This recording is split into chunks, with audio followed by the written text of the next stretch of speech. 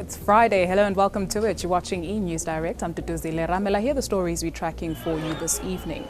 The ANC marches on the seat of government in a protest over racism,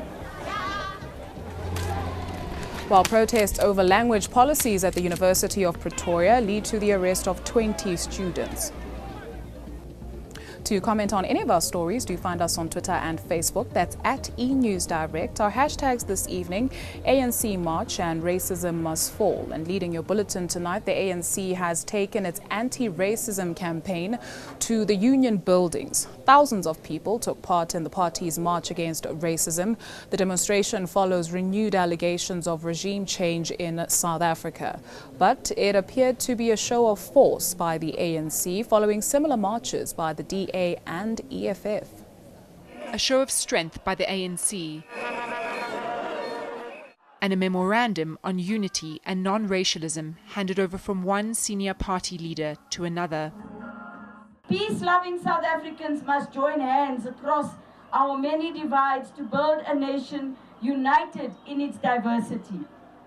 As a people, we must resist and reject racists. Political rivalry also topped the agenda. Which party has more racists in parliament? Which party is a party of anarchists?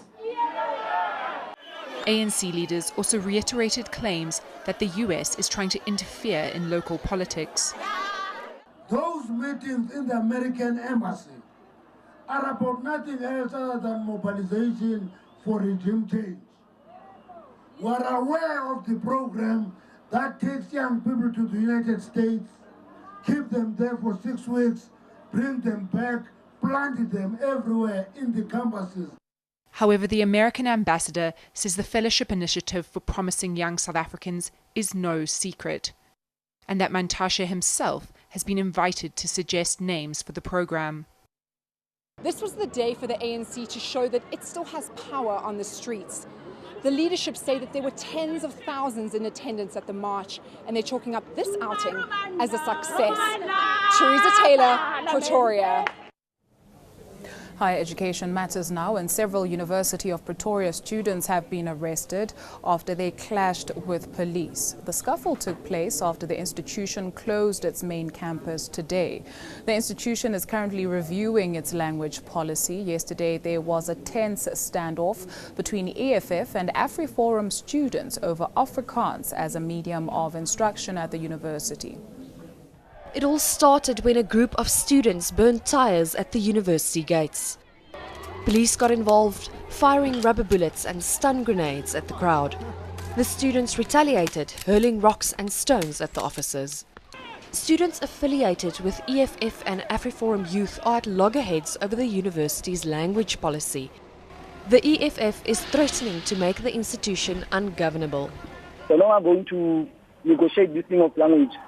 We are going to put forward our demands to management, and the only thing that we want to hear from management is them agreeing that now they are going to stop this issue of Africans, and then we can let university go back to normal. However, the SRC says there is no need for violence. We condemn the violence on both sides of the protest. However, we have to note with concern the police's conduct during this whole event. Thanks to their brutal and reckless behavior, the whole situation escalated and students ended up being shot with rubber bullets. The SAPS took the arrested students to the Brooklyn police station. The university has obtained an interdict against both the EFF Student Command and AfriForum Youth. Both the Hatfield and Groenkloof campuses are under lockdown. Management says students will be notified on social media platforms when they can return to campus. Daniela van Eerden, Pretoria. The NPA has reinstated charges against 2 former Hawks officials. Former boss Anwar Dramat and former Gauteng head Shadrack Sibia are facing charges. They've been charged with kidnapping and defeating the ends of justice. They also face 4 charges under the Immigration Act for illegal deportation. Police Captain Leslie Maluleke is facing robbery charges. It's all linked to their role in the rendition of 5 Zimbabwean nationals in 2010. Dramat Smart was placed on leave last year following an agreement reached with Police Minister Nkosinathi Nhleko. This was despite a High Court ruling that the minister didn't have the power to suspend him. The accused are expected to vote over the next 2 weeks. Staying with Hawks news, KwaZulu-Natal Hawks boss Johan Boysen isn't going down without a fight. He's preparing to challenge prosecution's boss, Sean Abrahams, in court. Abrahams has reinstated several charges against Boysen and his former team, including racketeering, murder and defeating the ends of justice. The charges relate to alleged hits carried out by Boysen's Cato Manor squad during minibus taxi feuds in the KwaZulu-Natal North Coast. Johan Boysen has been here before. I am absolutely confident that there is no racketeering, not by any stretch of anyone's imagination. And I've already instructed my legal team to take Mr. Sean Abrams' decision to authorize my prosecution on review. In 2014, this court dismissed the case against Boysen and the former members of the Cato Manor Organised Crime Unit, saying the NPA's decision to charge them was irrational. Boysen and his co-accused want to know why they are back in the dock yet again. The state prosecutor was clear that the witnesses list is exactly the same and the indictment is 100% the same. Boysen has previously claimed the charges are part of a political witch hunt. However, the NPA believes it has a case. What we can say is that the National Director will not be deterred. He will always uphold the Constitution and the rule of law. Boysen and the rest of his squad will be back in this court on the 1st of April. Until then, he has been released on 5,000 Rand bail, has been ordered to hand over his passport, and has been warned not to interfere with state witnesses. Judith Subban, Durban. Researchers at the University of Cape Town are using tobacco plants to help save lives.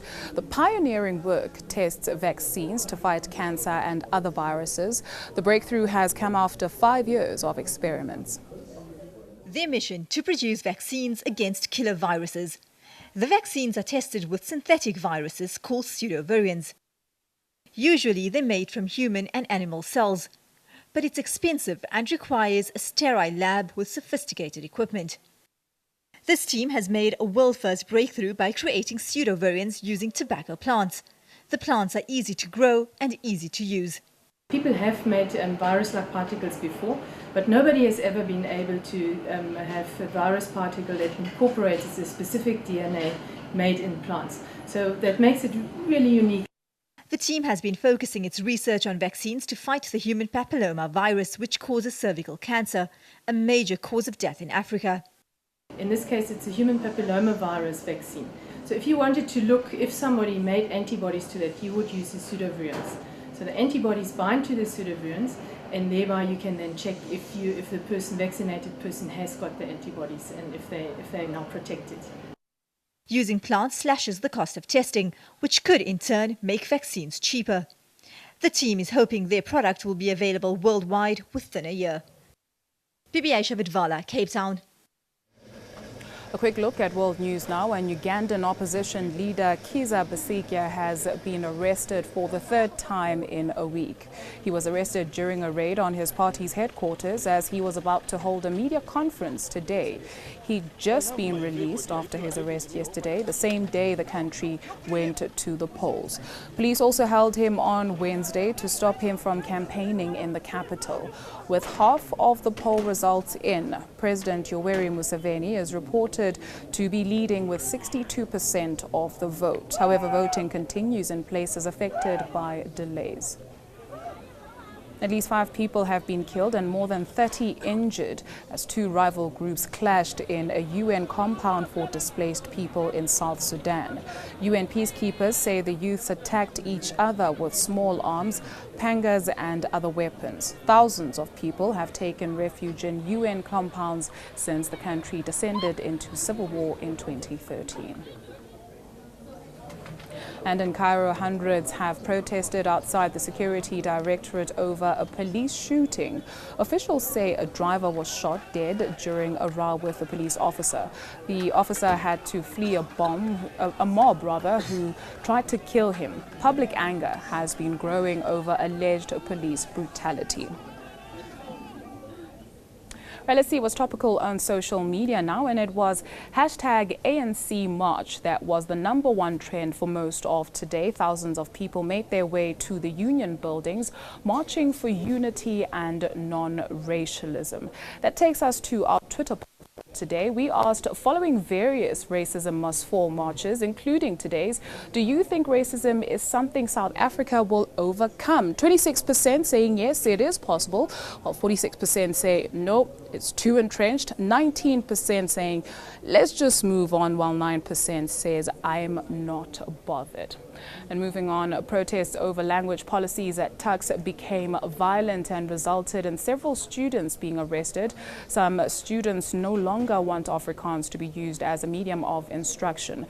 The university has suspended all academic activities for the moment. Remember, for these stories and more, you can follow us on Twitter and Facebook. Just look for eNews Direct, or you can head on over to our website. That's eNCA.com/direct.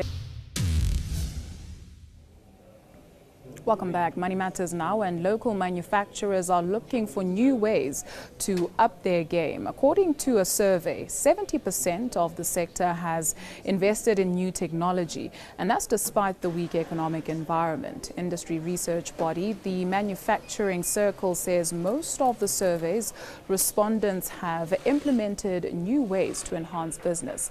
Funding has come from private investments. Analysts say manufacturers are working towards mechanizing their businesses. However, there are fears that this could mean more job losses. All right, let's see how the markets perform today.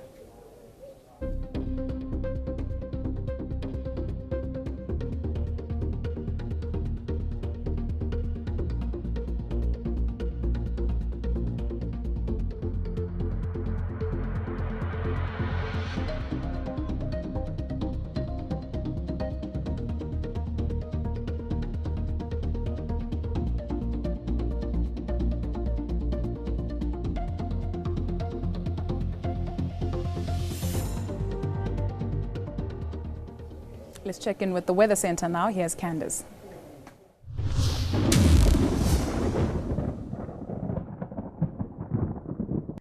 It's been a cooler day in the southwest, with a cold front still bringing in showers on Friday night, and a secondary front keeps in a slight possibility of rain for the Cape Peninsula on Saturday.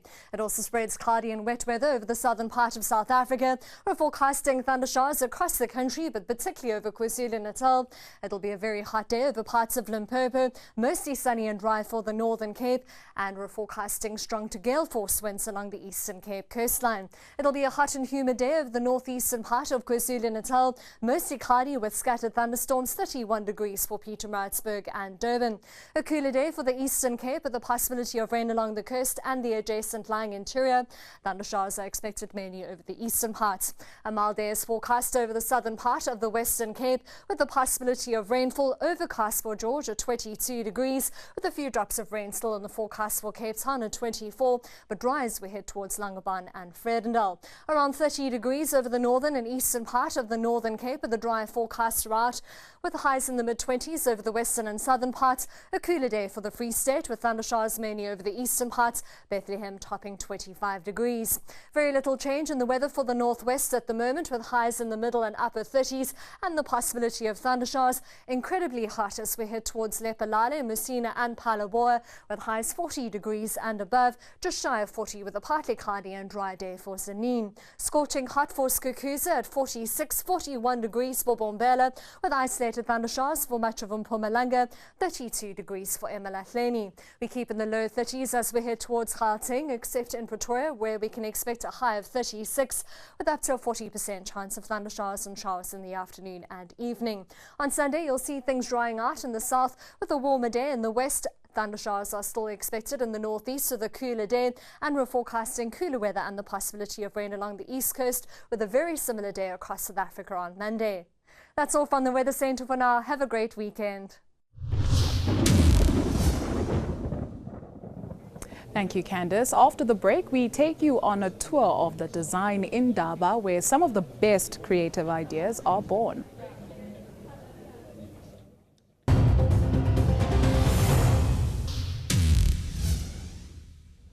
So it's that time of the year again where creatives cram under one roof to show off the best in all sorts of design. Indeed, Cape Town plays host to the annual Design Indaba Festival this week, and our reporter Tanya Neft takes us on an exclusive tour.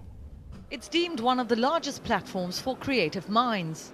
And this year, the Design Indaba Festival returns to the iconic Artscape Theatre after a decade. It's been transformed into a space to share ideas and showcase some of the finest designs. We've got about 60 plus speakers here from 18 different countries. We have a beautifully diverse audience as well in terms of location where they're coming from, different creative disciplines. Besides the conference that draws thousands of delegates to the country, there's also a chance to experience some of the unique local craft. These beautiful skateboards are actually done by a company called Alpha Longboards. Yeah. They're made in South Africa. They're made with like local wood, beautifully hand-carved and hand-painted. So it's art on a skateboard? Art on a skateboard, yes. So functional, like there's the whole form versus function, and it kind of has both. It's been said that some of the best ideas were born from this initiative. The Mocha at Zeitz Museum at the V&A waterfront was put together because Thomas Heatherwick came to design Indaba back, I think it was a couple years ago, and then decided to collaborate on this project and then create that. Let's hope then that this year's new and improved Design Indaba Festival will see more great initiatives come to life. Tanya Neft, Cape Town.